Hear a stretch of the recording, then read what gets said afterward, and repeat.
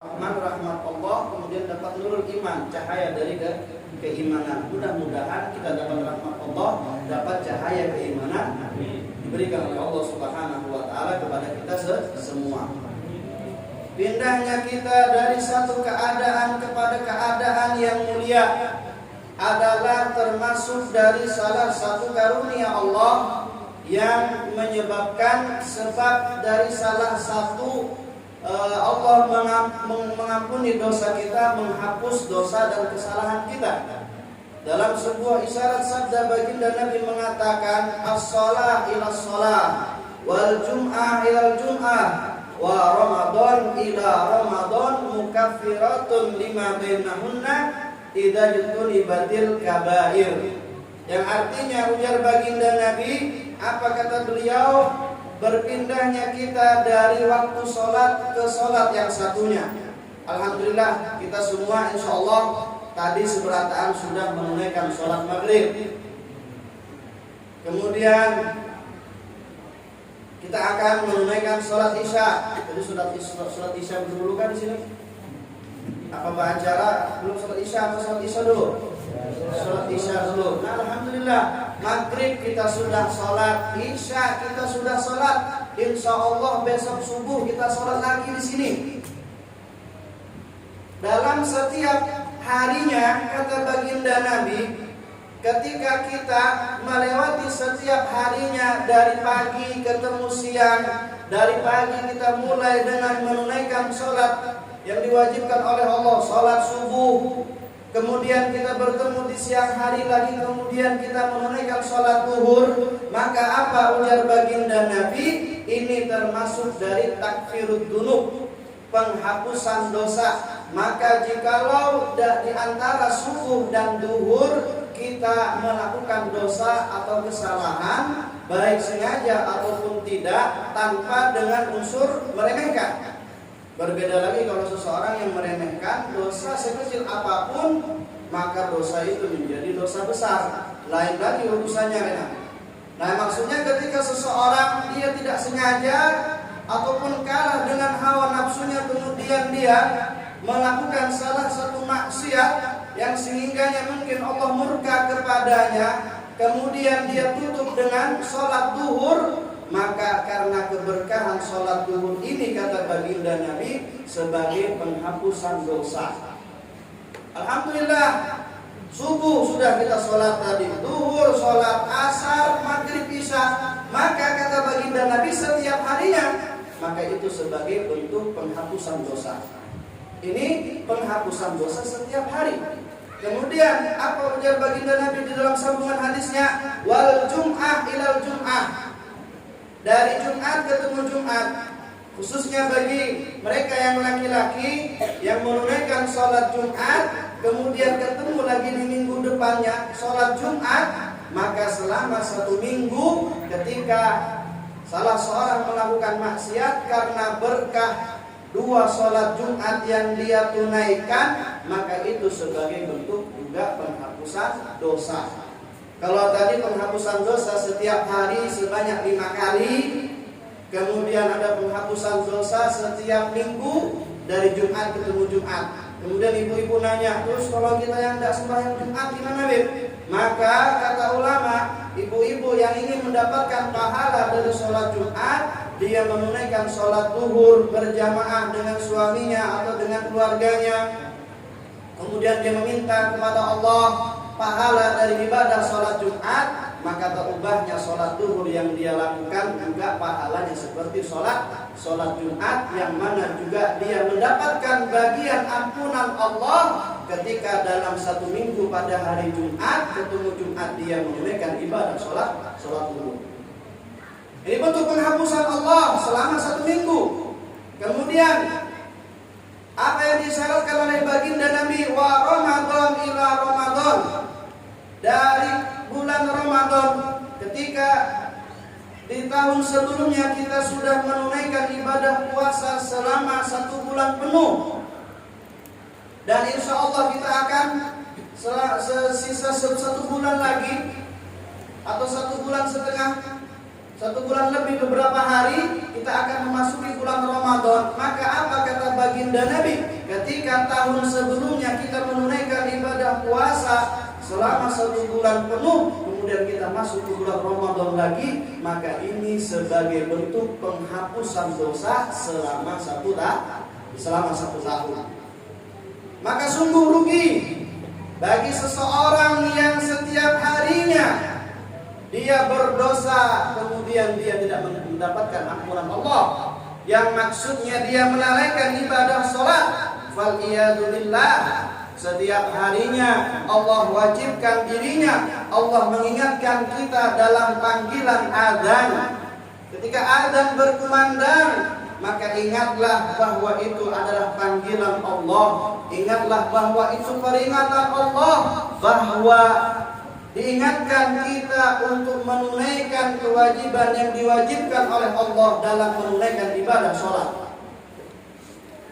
Dan faliyadillah, ketika seseorang setiap minggunya, ketika diwajibkan kepada dirinya, khususnya mereka para laki-laki, kemudian dia tidak menunaikan panggilan Allah dalam penunaian ibadah sholat Jumat, maka faliyadillah, dia tidak akan mendapatkan ampunan dalam minggunya itu. Bahkan dalam sebuah hadis baginda Nabi mengatakan, man taraka jumu'atan thalatha marratin taba Allahu ala qalbih. Barang siapa yang meninggalkan ibadah sholat Jumat sebanyak 3 kali mutawalian dalam sebuah riwayat secara berturut-turut, minggu pertama di hari Jumat dia tidak sholat, minggu kedua dia tidak sholat Jumat, di minggu ketiga kemudian juga dia tidak sholat, taba Allahu ala qalbihi, Allah setempel hatinya,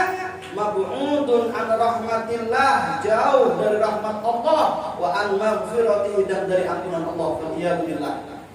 Ini bagi mereka peringatan yang dengan sengaja meremehkan, menyia-nyiakan panggilan wajib Allah dalam menunaikan ibadah sholat Jumat secara berturut-turut. Bahkan sebagian ulama juga mengatakan bukan hanya berturut-turut, tetapi misalkan di bulan sebelumnya dia 1 kali meninggalkan Jumat, kemudian di bulan kedua dia meninggalkan 1 sholat Jumat, di bulan ketiga kemudian dia ada juga meninggalkan sholat Jumat. Ketiga sholat Jumat ini dia tinggalkan bukan karena sebab udzur safar atau sakit ataupun udzur yang lain, maka kata ulama juga dia digolongkan kepada mereka orang-orang yang disetempel hatinya ba'idun an rahmatillah, jauh dari kasih sayang Allah.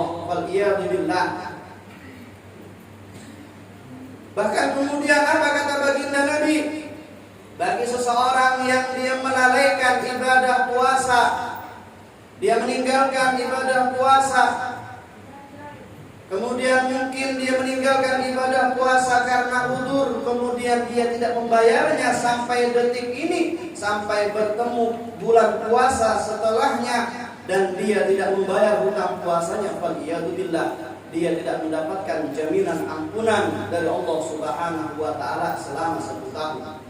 Sungguh rahmat Allah, inna rahmatallahi wasi'ah, rahmat Allah itu luas, dan ampunan Allah selalu Allah berikan setiap detiknya, setiap waktunya, setiap harinya, setiap minggunya, setiap bulannya, bahkan setiap tahunnya. Maka sungguh rugi seseorang yang melewatkan hari, minggu, bulan, dan tahunnya tidak mendapatkan ampunan dari Allah, dalam artian dia meninggalkan kewajiban demi kewajiban.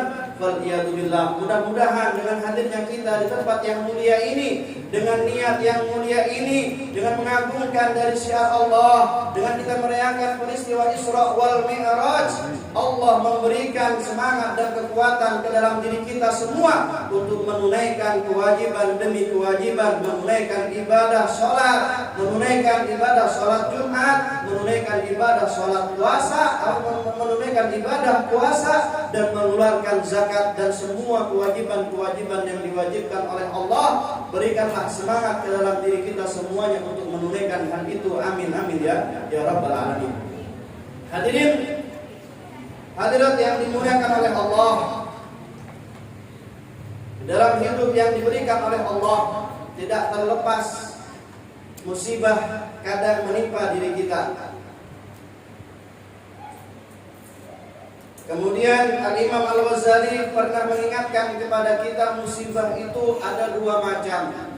Musibah yang pertama, kata Imam Ghazali, adalah musibah kepada mereka para kekasihnya, untuk menaikkan derajatnya, sebagaimana dalam isyarat baginda Nabi pernah berkata, idza ahabballahu abdan ibtalahu.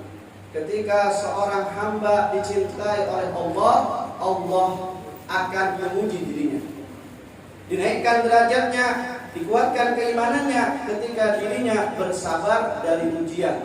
Tadi juga ujar Ustaz MC tadi, ketika kaki duduk kita tertusuk duri, duduk di mana kita tertusuk duri. Biasanya tertusuk duri itu dibaptis, kata dikurit lah. Kada boleh lihat, tertusuk paku lah jalan, tertusuk paku.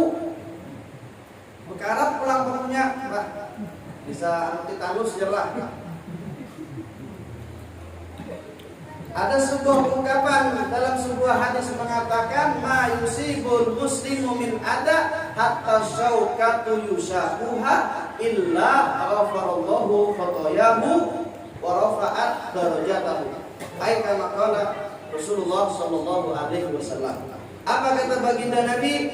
Tidaklah satu musibah yang menimpa seorang muslim, bahkan seperti duri yang menusuk kakinya, maka apa? Illa kafarallahu khatayahu, Allah menghapus dosanya dan Allah mengangkat derajatnya. Ini apa? Yang pertama kata Imam Ghazali adalah ujian, adalah musibah yang diberikan Allah kepada mereka para kekasihnya. Karena dikatakan apa? Sejatinya cinta itu penuh ujian.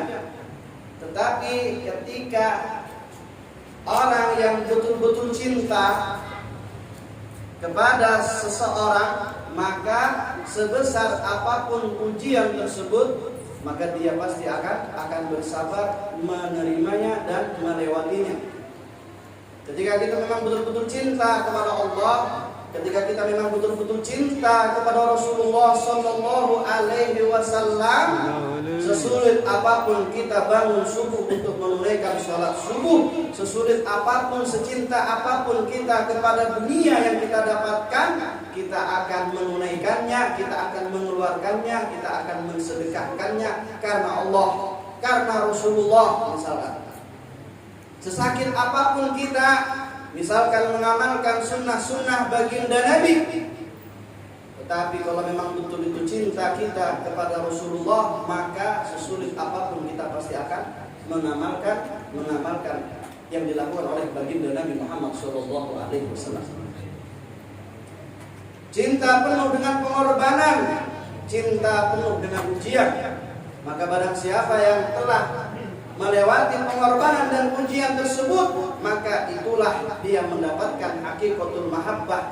Orang yang mencintai, tidak semuanya, tidak pasti semua kemudian dia dibalas cintanya. Tetapi orang yang betul-betul cinta, mengikuti baginda Nabi, melakukan perintah Allah, maka mereka pasti akan mendapatkan balasan cinta dari Allah dan dari Rasulullah sallallahu alaihi wasallam. Maka mudah-mudahan jadikan kita adalah orang yang mencintai Rasulullah, yang mencintai Allah dan dibalas cintanya oleh Allah dan dibalas cintanya oleh Rasulullah, karena kita menunaikan apa yang diperintahkan oleh Allah dan apa yang disunnahkan oleh Rasulullah sallallahu alaihi wasallam. Kemudian musibah yang kedua kata Imam Ghazali bersifat teguran. Ketika seorang hamba terlalu melenceng jauh dia dari syariat, dari jalur yang diarahkan dan yang diajarkan oleh Rasulullah, kemudian dia meninggalkan, seperti dia tidak menunaikan sholat, meninggalkan puasa, maka kemudian Allah akan memberikan ujian ke dalam dirinya sebagai bentuk peringatan kepada kita. Sehingga kita bisa menggolongkan diri kita, apakah kita masuk dari mereka orang-orang yang dicintai Allah dengan diberikan ujian, atau kita termasuk dari orang yang ditegur oleh Allah karena sebab ujian dari maksiat atau dari pelanggaran yang kita lakukan. Ketika kita menghadapi sebuah ujian yang tidak bisa kita keluar dari ujian tersebut, mungkin pernah di antara kita atau kebanyakan dari kita pernah mendapatkan musibah yang besar, mendapatkan ujian yang besar, yang sehingganya kita tidak bisa keluar dari musibah ini kecuali kita berharap kepada Allah Subhanahu wa taala dikeluarkan dari musibah atau dari problem yang kita hadapi. Ada sebuah hadis, baginda Nabi pernah menceritakan bagaimana cara kita keluar dari musibah, yang diriwayatkan dari Abi Abdurrahman Abdullah bin Umar radhiyallahu anhu.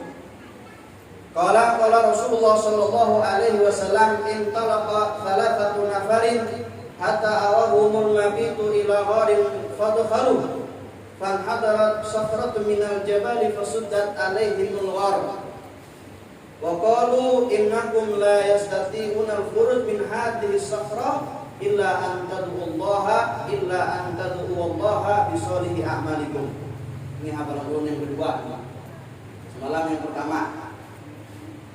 Apa jalurun semalam? Paling tidak kita apa? Menghafalkan beberapa hadis sahih dari baginda Nabi sebagai pegangan kita nasihatkan atau kita amalkan dan kita ingatkan kepada orang lain. Maka barang siapa, kata ulama atau juga yang disyaratkan oleh baginda Nabi yang menyampaikan minni dari kata baginda Nabi, maka pahalanya apa? Fama jazaohu ilal jannah, balasannya adalah surga. Mun kada bisa 40 hadis 30, mun kada bisa 30 20, mun kada bisa 20 10, mun kada bisa 10 ya 1 2 lah paling kada. Bagaimana semangat kita, bentuk bukti cinta kita kepada Rasulullah dengan kita menghafalkan ucapan-ucapan baginda Nabi Muhammad SAW. Jangan artinya aja yang kita hafalkan. Ujar baginda Nabi, niat itu tergantung karena apa? Ibadah itu tergantung karena niatnya. Apa bahasa Arabnya? Kita tahu. Kadang-kadang kita hafalkan dulu bahasa Arabnya, baru kita jelaskan. Oh, ini jadi ustaz. Ini apa? Kita niatkan untuk apa? Sama-sama saling menyampaikan dakwah. Kuntum, kata baginda Nabi, khaira ummatin. Kalian, kata Allah Subhanahu wa taala di dalam Al-Qur'an, khaira ummatin ukhrijat linnas. Kita adalah sebaik-baiknya umat, kata Allah. Ukhrijat linnas, yang pernah dikeluarkan oleh Allah Subhanahu wa taala. Tapi tidak semuanya umat baginda Nabi menjadi umat yang terbaik. Karena apa? Kata Allah Subhanahu wa taala, tanda dari mereka umat yang paling baik dari umat-umat yang lain apa? Ta'muruna bil ma'ruf wa tanhauna 'anil munkar. Yang menganjurkan kebaikan dan mencegah kemungkaran. Kalau kita tidak bisa mencegah kemungkaran atau tidak bisa mengajarkan kebaikan kepada orang, menjelaskan tentang ibadah hak kepada Allah, kita tahu, kita bisa, tapi kita tidak mau menjelaskannya misalkan, maka bukan dari golongan orang-orang yang dari umat yang terbaik, kata Allah Subhanahu wa taala. Tanda dari umat yang terbaik, kata Allah, yang selalu mengajak kepada kebaikan, yang selalu mengajarkan perkara-perkara yang diwajibkan, perkara-perkara yang dicintai oleh Rasulullah, dan yang mencegah kemungkaran, mengingatkan saudaranya ketika melakukan kesalahan, bukan hanya berdiam diri. Dia tidak menasihati, dia tidak mengingatkan, padahal dia memiliki kekuatan, kemampuan berbicara, dia bisa menasihati, dia bisa, tapi dia tidak mau mengingatkan. Waliyadzubillah, bukan dari golongan umat yang terbaik. Apa tadi lah? Masalah apa tadi kita? Nah, masalah hadis tadi. paling kada kita bisa menghafalkan hadis matanya, kalimat hadisnya dalam bahasa Arab, kemudian kita terjemahkan dan kita jelaskan. Bagaimana cara kita menghadapi musibah dalam isyarat yang dikatakan oleh baginda Nabi, intalaqa thalathatun nafarin, pernah melakukan perjalanan mimman kana qablakum, dari 3 orang yang hidup sebelum kalian. Berarti ini adalah umat dari sebelum baginda Nabi, umat dari Nabi sebelumnya. Mereka melakukan perjalanan hatta awahumul mabitu ila gharin. Ketika mereka melakukan perjalanan, mereka merasakan lelah, kemudian mereka ingin beristirahat, melewati satu gunung dan ada guanya, maka mereka masuk ke dalam gua dengan niat mereka mau istirahat, mau makan bekal mereka. Ketika mereka masuk, mereka beristirahat, mereka mau memakan bekalnya, maka terjatuhlah batu-batu di atas gunung menutupi lubang gua yang mana mereka tidak bisa keluar. Mereka berusaha untuk memindahkan batu-batu yang besar tersebut, mereka tidak bisa. Kemudian salah seorang dari mereka berkata, innakum la takhrujuna min hadhihi sakhrah illa an tad'ullaha bi sholihi a'malikum. Sesungguhnya kalian, kita semua ini, kata salah seorang dari mereka, tidak akan bisa keluar dari batu yang menghalangi lubang gua ini kecuali kita berdoa kepada Allah dengan salah satu amal soleh yang pernah kita lakukan dahulu. Diumpamakan, kata ulama, salah satu ulama yang mensyarahkan hadis ini, ketika maksudnya gunung yang gua yang tertutup batu yang tidak bisa keluar mereka, diumpamakan seperti musibah yang kita hadapi. Tidak bisa kita selesaikan musibah ini dengan usaha dan kekuatan kita. Tidak bisa kita menyelesaikan musibah dan masalah ini dengan harta yang kita miliki. Sehingganya kita harus bermunajat kepada Allah, memohon kepada Allah untuk dikeluarkan dari masalah ini. Sehingganya salah seorang mereka mengatakan, kita tidak akan bisa keluar dari goa ini yang tertutup batu yang besar-besar ini kecuali kita bermunajat kepada Allah Subhanahu wa taala dengan sebab amal soleh yang pernah kita lakukan. Ternyata mereka bertiga adalah orang-orang yang soleh, adalah orang-orang yang mulia, yang di dalam hidupnya mereka banyak melakukan amal kebaikan. Waqala rajulun minhum, berkata salah seorang di antara mereka, Allahumma kana li abawani shaykhani kabiraini. Ya Allah, dia bermunajat, mengangkat tangannya, sesungguhnya aku dulu ya Allah mempunyai 2 orang tua yang mana mereka sudah tua renta ya Allah. Mereka sudah tidak bisa bergerak, tidak bisa bahkan turun dari kasurnya, mereka tidak bisa. Wa kuntu la a'tiqu qablahuma ahlan wa lamanan, dan aku tidak memberikan makan kecuali aku memulai kepada mereka berdua sebelum anak dan istriku aku berikan makan. Aku memberikan hak, mendahulukan mereka ya Allah sebelum aku memberikan hak kepada anak dan istriku ya Allah. Fana'a talabus syajari yauman, kemudian suatu hari aku pergi untuk mencari kayu bakar. Falam urih fawajadtuhuma na'imin, kemudian aku pulang dan aku kemalaman dan aku melihat mereka berdua sudah tidur. Fahalabtu lahuma wa bukahuma, maka aku ambilkan air susu untuk mereka berdua, aku siapkan untuk mereka makan malam. Karena kalau di negeri Arab itu biasanya kalau malam makannya air susu. Kalau kita melihat air susu itu lebih mengenyangkan, lebih menyehatkan dari susu sapi atau susu kambing. Atau kalau di Arab susu onta. Kalau di sini susu apa? Susu sapi ya, susu hadangan ya. Susu kuda liar lah, liar benar ya jadinya. Susu beruang lah.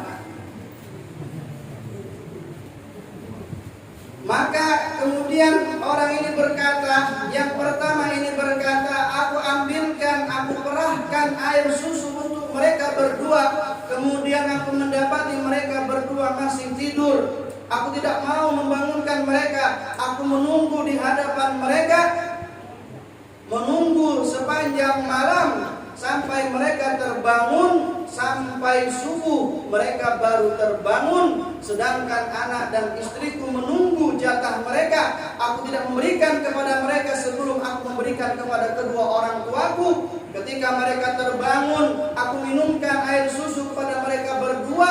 Setelah itu aku berikan kepada anak dan istriku. Allahumma in kana fa'altu hadza ibtigha'a wajhik fafruj anna min hadhihi as-safra. Fanfarajat as-safra ghaira annahum la yastati'una al-khuruj minha. Kemudian apa yang aku lakukan jikalau yang aku lakukan ini ya Allah, aku memberikan hak kepada kedua orang tuaku melebihi dari anak dan istriku, mendahului anak dan istriku, karena aku lakukan ini mengharap ridhomu semata-mata untukmu, mengharap ampunanmu ya Allah. Maka keluarkanlah, geserkanlah batu yang menutupi goa ini. Maka dengan langsung bergeserlah batu tersebut, tetapi masih belum bisa keluar. Masuk sebagian cahaya yang awalnya gelap, ada cahaya masuk. Ketika mereka ingin keluar, mereka masih belum bisa keluar. Ulama mengatakan dari cerita pemuda yang pertama, bagaimana beliau memberikan hak kepada kedua orang tuanya, mendahulukan kedua orang tuanya dari anak istrinya. Ini kata ulama sebagai teguran kepada kita. Bahkan di masa sekarang ini banyak di antara kita yang kadang lebih mendahulukan anak dan istrinya, dan kadang mereka menyia-nyiakan haknya, baktinya kepada kedua orang tuanya. Dia tidak sadar apakah orang tuanya hari ini sudah makan. Dia tidak bertanya apakah orang tuanya hari ini apakah orang tuanya dalam keadaan sehat. Yang mana kadang rumahnya dia tidak satu rumah dengan orang tuanya, yang bahkan kadang orang tuanya jauh berada di daerah yang lain. Dia hidup enak, tenang di sini, dia tidak pernah menanyakan kabar orang tuanya di rumahnya. Faliyadu billah. Bahkan kadang ketika orang tuanya pun sudah meninggal, apakah kemudian kita merasa hak kita, tanggung jawab kita sudah selesai? Apakah sudah selesai tanggung jawab bentuk bukti bakti kita kepada orang tua kita sudah selesai? Tidak, wahai hadirin. Bakti kita kepada kedua orang tua kita ini meskipun mereka sudah meninggal masih belum terputus. Ingatlah bagaimana isyarat dalam sebuah hadis mengatakan awaladun soleh yad'ulah. Dalam sebuah hadis baginda Nabi pernah berkata, in qata'a amalu ibni Adam illa min thalas. Terputus amal manusia ketika dia mati kecuali dari 3 perkara. Idza mata ibnu Adam in qata'a amaluhu illa min thalatin. Ketika seseorang telah meninggal, kata baginda Nabi, amalnya terputus karena dia sudah tidak bisa sholat, dia tidak bisa puasa, dia tidak bisa melakukan ibadah. Tetapi ada 3 ibadah yang akan selalu mengalir kepadanya. Wa in kana fil qabr, meskipun dia di dalam kubur, meskipun dia sudah meninggal berpuluh-puluh tahun, dia sudah meninggal, tapi ada 3 cara agar pahalanya tetap selalu mengalir kepada orang yang sudah meninggal. Yang pertama adalah sedekah jariyah, sedekah yang selalu mengalir. Kenapa dikatakan jariyah? Yajri, sedekah pahalanya, sedekah yang pahalanya selalu mengalir setiap saatnya. Ketika kita misalkan ada orang meminta sumbangan pembangunan masjid, maka jangan sedikit yang bersedekah menyumbang dalam pembangunan masjid. 10.000 kurang masih paling kadang 100.000 atau 1 juta. Yang kadang bisa 100.000 lah paling kadang. Selama masjid itu berdiri, selama masjid itu digunakan untuk beribadah, karena pahala sedekah yang dia sedekahkan, maka akan selalu mengalir kepada dirinya meskipun dirinya sudah meninggal dunia berpuluh-puluh tahun.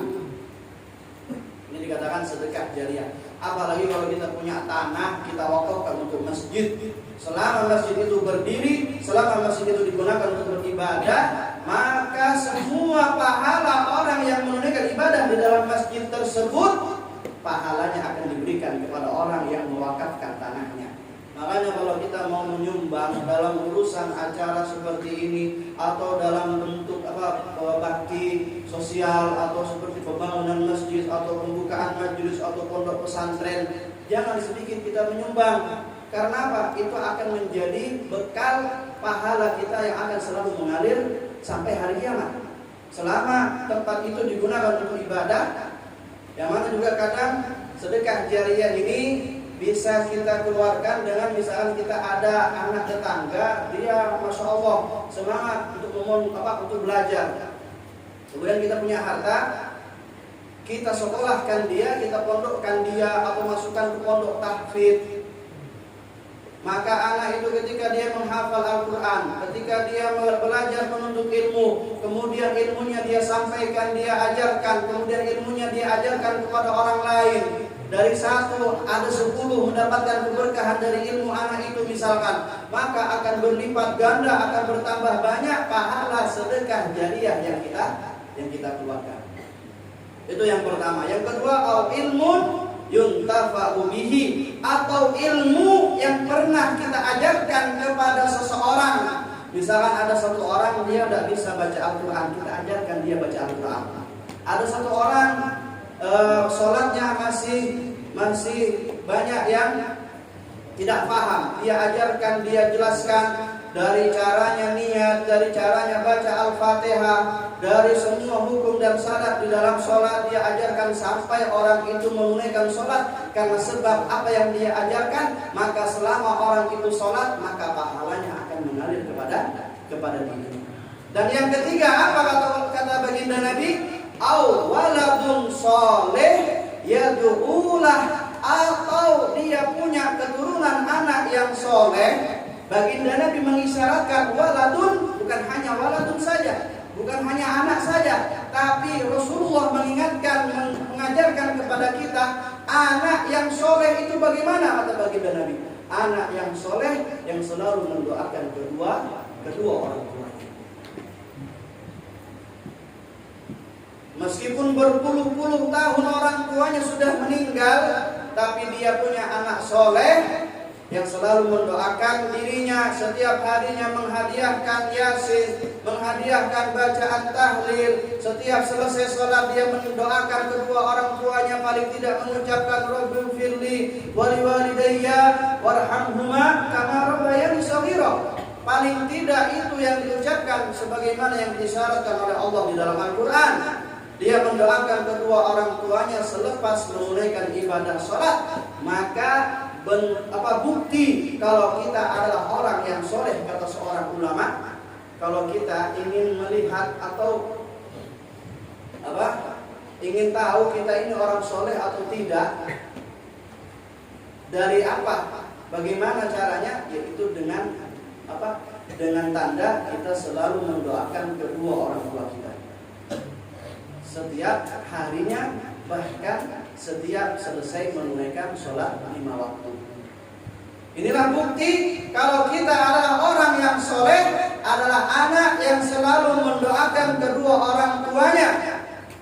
Maka mudah-mudahan ya Allah, kita mengangkat tangan pada malam hari ini, berikanlah kesehatan kepada kedua orang tua kami ya Allah. Jikalau mereka masih hidup, panjangkan usia mereka ya Allah.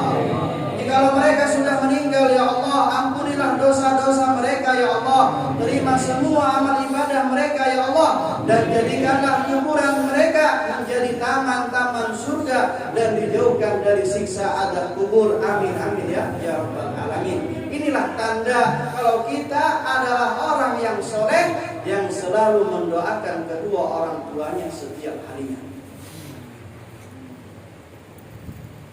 Ini yang pertama. adalah seseorang yang